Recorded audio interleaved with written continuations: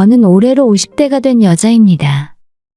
늘 힘들기만 했던 제 인생에 몇 년 전 작은 기적이 찾아왔던 이야기를 한번 해보려고 해요. 저는 보육원에서 자랐고 부모 얼굴조차 본 적 없었기 때문에 늘 가족이 있는 화목한 가정을 부러워했어요. 그래서 저도 좋은 사람을 만나서 아이 낳고 화목한 가정을 이루는 것이 작은 꿈이었습니다. 고등학교까지 졸업하고 보육원에서 나오게 되면서 어느 작은 회사에 취직을 할 수 있었어요. 낮에는 공장에서 일을 하고 퇴근하면 걸어서 5분 거리에 있는 기숙사에서 먹고 자고 지낼 수 있는 곳이었습니다. 매일 잔업을 하고 주말에는 특근을 하면서 열심히 돈을 모아 혼자 자취방을 얻어 독립을 하고 싶었어요. 예전부터 보육원 단체 생활에 질려 있었기 때문에 이제는 나만의 공간을 갖고 싶었습니다. 직장 다니며 돈을 모으고 있다가 남편을 만나게 된 거죠. 남편은 사무실에서 일하는 사람이었고 공장에 왔다 갔다 하며 얼굴을 익히다가 전체 회식 자리에서 남편이 제게 고백을 했어요.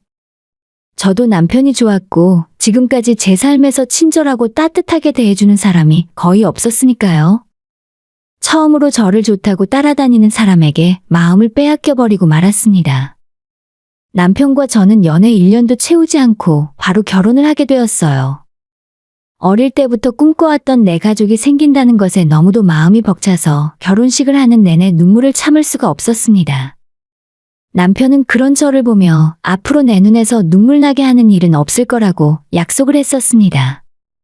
시어머니는 말이 별로 없는 분이셨고 저한테 항상 무뚝뚝하게 대하셨지만 부모가 없는 저를 며느리로 받아주신 것만 해도 감사해서 정말 좋은 며느리가 되어야겠다 다짐했어요. 그리고 결혼 후 몇 년간은 별일 없이 잘 지냈습니다. 우리 부부 사이에는 일남일녀 2아이가 태어났고 저는 애들 키우랴 남편 뒷바라지 하랴 매일매일 정신없이 보냈기 때문에 하루가 어떻게 가는지 시간도 모르고 살았어요. 그때 시어머니 때까지 왔다 갔다 하면서 시댁 반찬과 연말이면 김장김치도 저 혼자 다 했었는데 지금 생각하면 그 많은 집안일을 혼자 어떻게 다 했나 싶어서 이젠 다시 할 엄두도 나질 않아요. 저는 저대로 열심히 한다고 했는데 남편이 조금씩 변해가더라고요. 사람이 변했다기보다는 숨기고 살았던 본인의 성품이 나왔다고 하는 게 더 맞는 소리일 것 같아요. 언젠가부터 남편은 저한테 월급을 제대로 가져다 주질 않았는데 알고 보니 시어머니가 남편의 월급 통장 관리를 하겠다고 나섰던 상황이었습니다. 어머님이 당신 월급 통장을 갖고 계신다고? 그걸 통째로 드리면 어떡해? 우리 생활비는 우리가 알아서 해야지. 내가 어머님한테 용돈 드리는 걸로 뭐라고 잔소리는 안 하잖아. 이렇게 다 가져다 드리면 당장 애들은 어떻게 해? 제가 따져 물었더니 남편은 버럭 크게 화를 내면서 너는 내가 준 돈 다 어디에 썼어? 월급 몇 년을 다 너한테 맡겼는데 모아둔 돈도 없다는 거야? 이렇게 물 쓰듯이 내 돈을 쓰니까 우리 엄마가 월급 관리한다고 하지. 전부 너 자업자득이라고 생각해. 이런 말을 갑자기 듣게 되니 너무 억울했습니다. 내가 무슨 낭비를 했다고 그래? 당신 허락 없이 맘대로 쓸 돈도 없고 나는 애 낳고 몇 년 동안 옷 한 벌 안 사 입었어. 이렇게 말하면 나도 억울하지. 하지만 남편은 제 말을 귓등으로도 안 들었고 앞으로 모든 월급은 시어머니가 관리하면서 일주일에 한 번씩 생활비를 보내주겠다 하는 겁니다. 자기한테 돈 이야기 하지 말고 정 억울하면 시어머니에게 직접 항의를 하라는데 가장으로서 너무 책임감이 없더라고요. 시어머니는 제가 친정이 없다고 은근히 시집살이를 시키셨고 갑자기 저를 집으로 불러서 일을 시키셨어요. 저녁 밥상 좀 차려라, 자기 친구들 오니까 고기 좀 구워라 등등. 부당하다 생각하는 일이 많았지만 그래도 꾹 참고 시키는 대로 다 해왔어요. 제가 희생하더라도 참기만 하면 집안에 시끄러운 분란도 안 생기고 나 혼자만 미움받으면 우리 애들은 사랑받을 수 있을 거라고 믿었기 때문이에요. 하지만 다른 건 몰라도 남편의 월급 통장을 시어머니가 가져가는 건 도저히 이해를 하고 넘어갈 수가 없었습니다. 남편이 말을 안 해주고 빠져버리니 어쩔 수 없이 제가 시어머니한테 직접 남편의 월급 통장을 달라고 했어요. 너희들 필요한 돈은 내가 일주일마다 준다니까? 내 아들한테 설명 못 들었니? 내가 보니까 너 씀씀이가 너무 해프더라. 겨우 내 식구 살면서 뭘 그렇게 돈을 많이 쓰고 살아? 이제부터 월급 관리는 내가 해줄 테니까 주는 돈으로 알뜰하게 살아. 이렇게 말을 하니 저는 너무 억울한데 지금까지 어머님이 시댁 반찬 만들라고 할 때마다 돈을 줬던 것도 아니에요. 그래서 저희 네 식구 생활비가 아니라 사실상 시댁까지 6명 먹는 음식을 전부 저희 돈으로 하고 있었던 거죠. 그 이야기를 했더니 자기들이 먹으면 얼마나 먹냐면서 쓸데없는 소리 하지 말고 이번 기회에 아끼는 법을 배우랍니다. 이렇게 나오시니 저도 더 이상 아무런 말도 할 수가 없었죠. 그때부터 저는 시어머니에게 매주 돈을 타서 생활비를 써야 했는데 사실 그 돈으로는 애들한테 들어가는 돈만으로도 턱없이 부족했어요. 생활비가 너무 부족해서 남편에게 당신이 어머니한테 이야기를 잘 좀 해주던지 아니면 남편 용돈에서 단돈 10만 원이라도 생활비에 보태라고 말을 해봤지만 남편은 코웃음만 치고 말았습니다. 나도 돈 필요해. 내가 밖에 나가서 사람들 만날 때 돈 없이 절절매야겠어? 사회생활하는 사람은 항상 주머니에 여유가 있어야지. 내가 돈 한 푼 없이 얻어먹고 다니면 좋겠냐?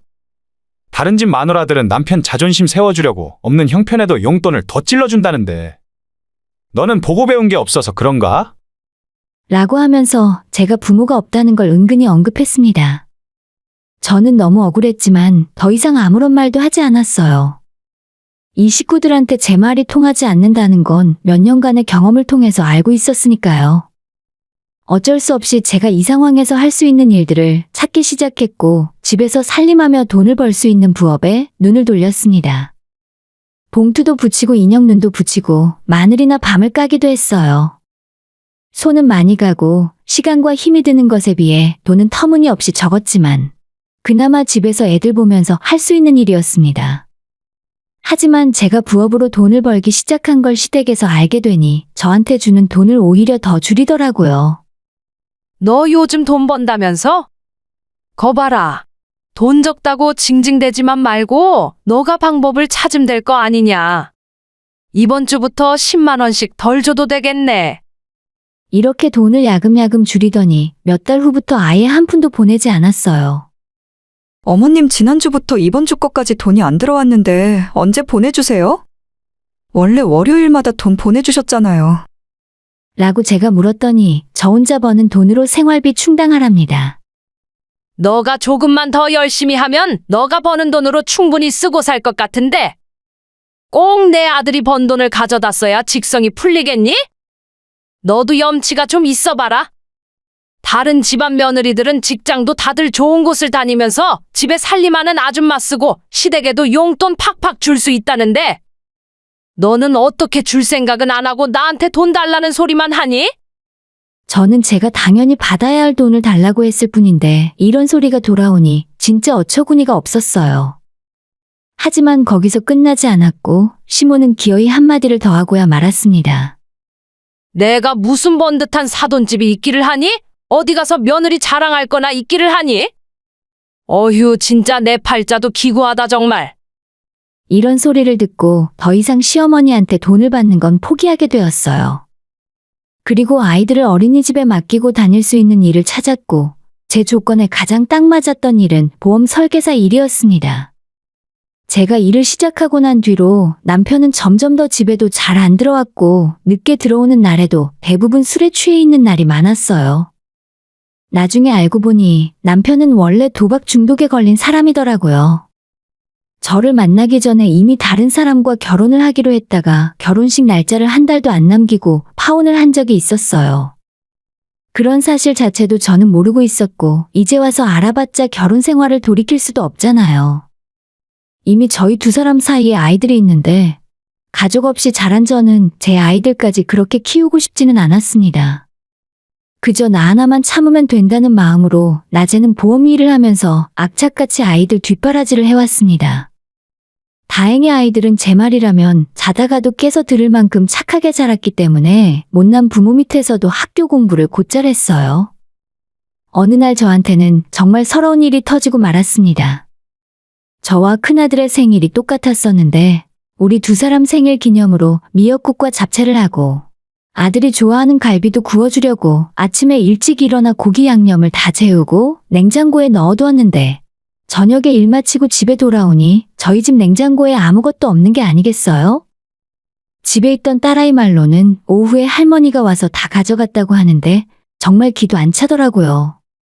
세상에 어느 할머니가 손주 생일날에 선물이나 용돈을 주지는 못할 망정 아이 생일 파티 음식을 통째로 가져갈 수 있습니까? 저는 우라통이 너무 터져서 그 길로 바로 시댁으로 쫓아갔습니다.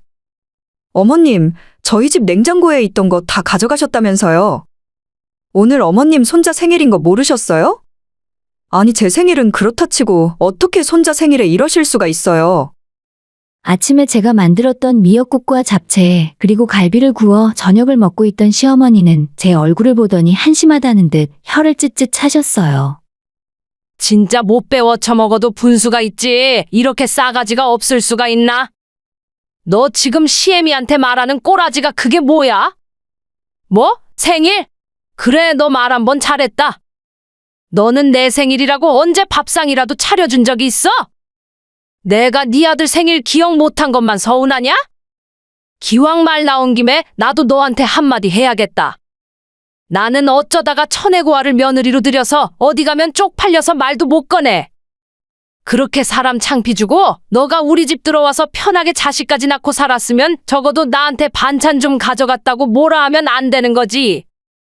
너 같은 며느리는 나도 필요 없어. 그냥 우리 집에서 나가. 애들 내가 키울 테니까 너 혼자 나가라고. 저는 애들 놔두고 혼자 집 나가라는 말에 더 이상 아무런 말도 못하고 시어머니한테 막말만 듣다가 집으로 돌아왔습니다. 그날도 남편은 집에 들어오지 않았고 새벽 5시 반에 제가 출근하려고 일어나 아이들 아침밥 준비를 하고 있었더니 그제서야 술에 잔뜩 취해 현관문을 열고 들어와 씻지도 않고 안방에서 잠을 자더라고요.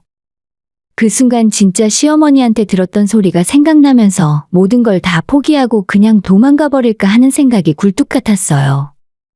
아무리 가진 거 아무것도 없더라도 나 하나쯤이야 어떻게든 살 수 있으니 이대로 도망가서 혼자 사는 것이 더 낫겠다 싶었습니다. 하지만 애들한테 부모 없이 사는 삶을 물려주고 싶지 않아서 참았습니다. 그러던 어느 날 보험 계약을 하는 분과 이야기를 하다가 저한테 부모가 없다는 이야기를 듣고는 정부에서 하는 가족 찾기 프로그램이 있기 때문에 거기에 등록을 하면 부모를 찾을 수도 있다는 말을 해주셨어요. 그 말을 듣고 반신반의하는 마음으로 경찰서를 찾아가서 등록을 해두고 기다리고 있었습니다. 혹시라도 만에 하나 내 가족 중에 누군가가 저를 찾고 있을지 모른다는 희망을 갖게 되었어요.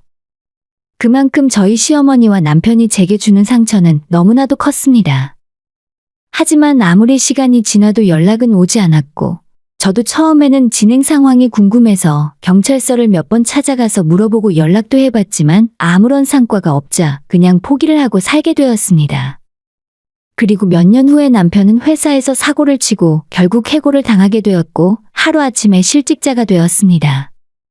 저는 그 당시에 보험 영업을 뛰러 다니고 있었는데 딸한테 갑자기 전화가 와서 지금 아빠가 회사 그만두고 집에 있다 하더라고요.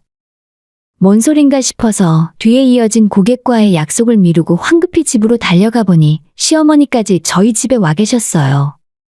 일단 서둘러서 아이들을 학원으로 보냈고 남편과 시어머니와 셋이 대화를 하게 되었습니다.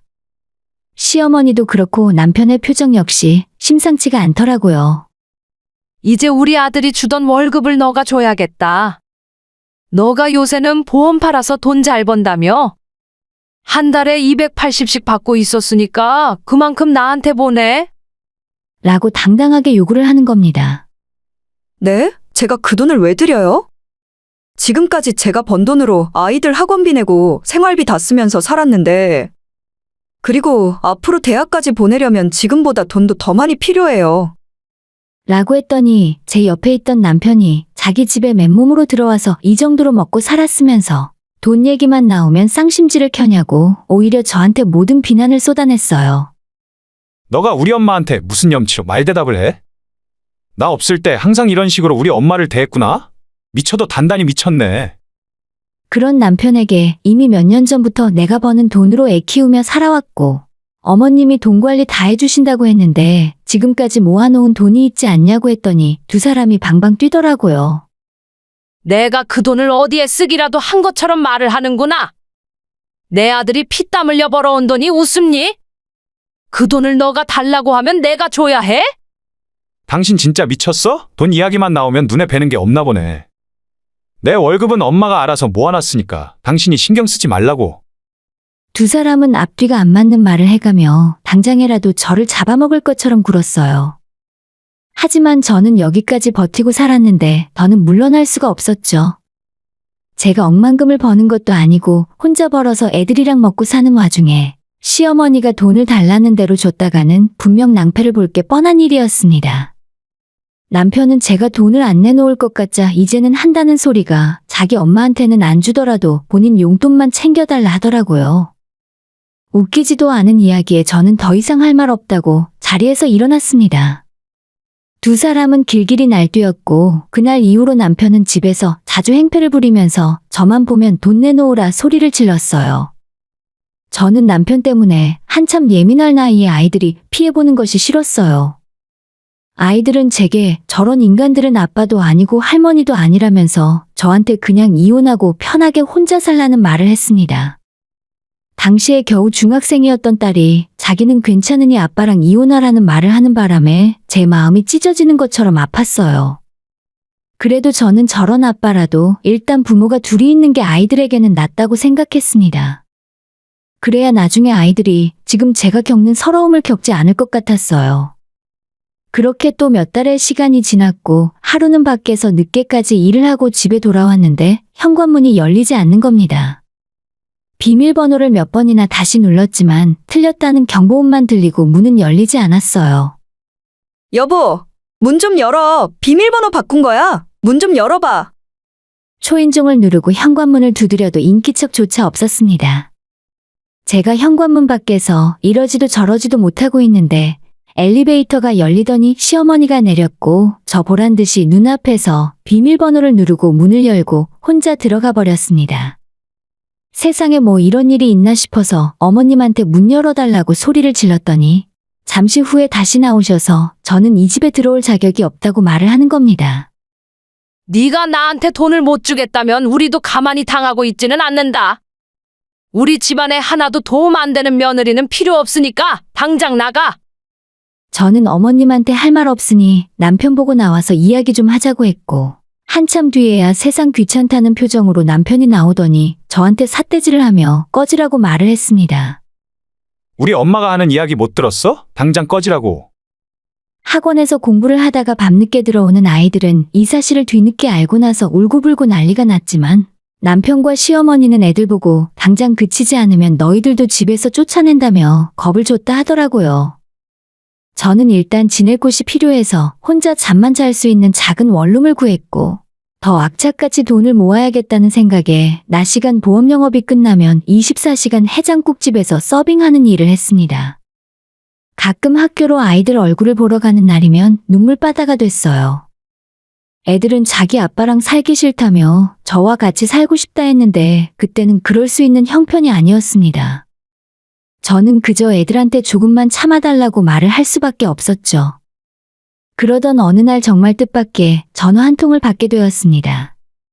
제가 몇 년 전 가족을 찾으려고 등록해 놓았었는데 저와 DNA로 일치하는 사람들이 나타났다는 소식이었어요. 너무 믿을 수가 없어서 경찰서로 달려갔더니 바로 지난주에 어떤 노인이 예전에 잃어버린 딸을 찾고 싶어서 왔었는데 저랑 유전자 정보가 똑같았다 하더라고요. 그리고 며칠 후에 제 가족이라고 하는 분들을 만나게 되었어요. 저를 보자마자 그분들은 저를 껴안고 펑펑 우셨습니다. 알고 보니 제가 2살이 되었을 때 제 친할머니가 저를 데리고 시장에 갔다가 잃어버리셨고 그 이후 서로 찾지 못한 채 지금까지 시간이 흘렀던 것이었어요. 저만큼이나 가족들도 힘든 시간을 보냈겠구나 생각을 하니 눈물만 흐르더라고요. 제 친아버지는 대기업에서 회사 생활을 하시다가 정년퇴직을 하신 분이었고 제게 친오빠가 하나 있었는데 오빠는 대학병원에서 일을 하는 의사였어요. 갑자기 제게 잃어버린 가족이 다시 생겼지만 다들 저와는 너무 다른 삶을 살고 있어서 조금 부끄럽긴 했습니다. 친부모님은 제 그간 이야기를 천천히 들으시더니 지금 부모님이 2분만 살고 계시기 때문에 혼자 지내지 말고 집에 들어와 같이 살자는 말씀을 하셨습니다. 부모님과 이제라도 함께 살 수 있는 건 너무 좋았지만 아이들이 마음에 걸렸습니다. 그래서 일단 저와 우리 아이들의 사정에 대해 말씀을 드렸습니다. 아빠는 그 말을 듣고 화가 머리끝까지 나서 당장 아이들 데리러 가자고 하셨어요. 친오빠와 아빠와 함께 셋이서 저희 시댁으로 달려갔습니다. 제가 초인종을 누르자 시어머니가 현관문을 열고 나와서 막말부터 퍼부으셨어요. 너가 무슨 낯짝으로 여길 찾아와? 집에서 쫓겨나고 고생 좀 하니까 이제 돈을 내놓을 생각이 드냐? 그러자 옆에 있던 저희 아빠가 우리 손주 데리러 왔다고 말씀을 하셨어요. 그 말에 시어머니가 어리둥절해했고 마침 집에 있던 남편도 기어 나왔습니다. 남편은 저와 우리 식구들을 위아래로 한참을 훑어보더니 이 사람들은 누구야? 금세 나가서 새로운 서방이라도 생겼어? 라고 비꼬더군요. 잃어버린 부모님이랑 가족들을 찾았다고 이야기했더니 남편이 그 말을 믿을 수 없다는 듯 입만 쩍 벌리고 있었죠. 오빠가 우리 애들 옷과 짐을 챙기는 동안 저와 아빠는 시어머니와 남편에게 가족을 다시 찾게 된 이야기를 해주었습니다. 제 이야기를 들은 두 인간은 점점 얼굴이 하얗게 질리고 아무런 말을 하지 못했어요. 짐을 다 챙기고 나오기 전에 마지막으로 아빠가 시어머니에게 한마디를 했습니다. 지금 보니까 돈 때문에 걱정이 많으신 것 같더라고요. 이제 앞으로 손주들은 제가 챙기겠습니다. 그리고 그동안 제 딸에게 함부로 하시고 부당한 대우를 하신 것에 대해서는 차차 어떻게 처리를 할지 우리 쪽 변호사랑 이야기를 해볼 거고요. 변호사 소리를 들은 남편과 시어머니의 표정이 심하게 구겨졌습니다. 짐을 다 챙기고 나오자 시어머니가 주차장까지 저를 따라 나와서 제 소매를 붙들고 늘어졌어요. 얘, 우리 이야기 좀 하자. 그래도 너 오갈 데 없을 때 우리가 받아줘서 지금까지 잘 살았잖아. 아버님이 오해하신 것 같은데 말씀 좀 잘 드려라. 저희 오빠가 시어머니 손을 쳐내더니 함부로 우리 식구 건들지 말라고 했어요. 그렇게 구질구질 끌어대는 시모를 뒤로 하고 아이들을 데리러 학교로 갔습니다. 하루아침에 외할아버지와 외삼촌이 생긴 아이들은 어안이 벙벙했지만 저와 함께 살 집이 생겨서 너무 좋아했습니다. 그 이후로 시어머니와 남편은 매일 제게 한 번씩 전화를 걸었고 제가 있는 곳까지 찾아오기도 했지만 만나주지 않았어요. 저한테 하고 싶은 말이 있으면 변호사 통해서 하라고 했고 얼마 후에 이혼 소송을 시작했는데 아이들이 전부 제 편이고 그동안 남편과 시어머니의 폐악질을 상세하게 증언을 해줬기 때문에 쉽게 이혼할 수 있게 되었습니다. 위자료도 받을 수 있었고 남편과 시어머니의 괴롭힘 때문에 집에도 못 들어간 세월만큼 민사소송으로 합의금까지 받아낼 수 있었죠. 그리고 완전히 그 인간들과는 인연을 끊었고 지금은 아이들도 전부 대학 다니고 저는 인생에서 처음으로 매일 편안한 생활을 하고 있습니다.